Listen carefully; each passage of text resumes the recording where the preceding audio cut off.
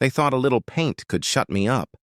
But they didn't realize I'm not the kind of man who just rolls over.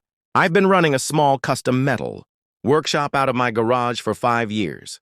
Quiet, clean, and with nothing but respect for my neighbors.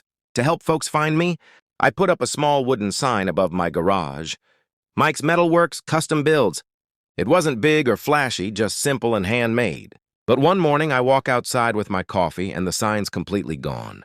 Painted over with dull gray paint. No warning. No letter. Just gone. I was confused and honestly a little hurt. I later found out it was the HOA.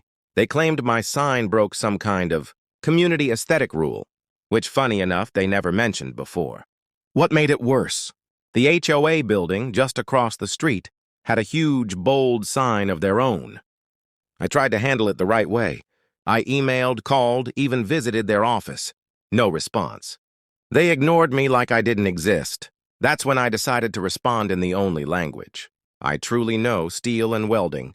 Over the weekend, I built a 20-foot steel billboard frame, strong enough to hold a truck. I installed it right on my property line, legally facing the HOA building. I carefully welded my original sign design on top of a massive steel plate, now 20 times bigger.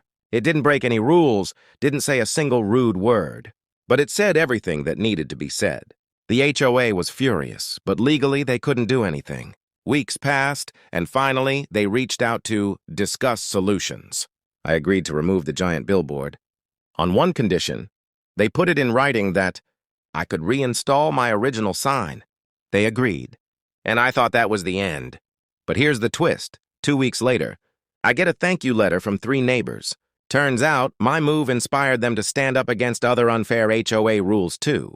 So in trying to silence one sign, the HOA sparked a wave of voices. What would you have done if someone erased your work without permission? Let me know in the comments.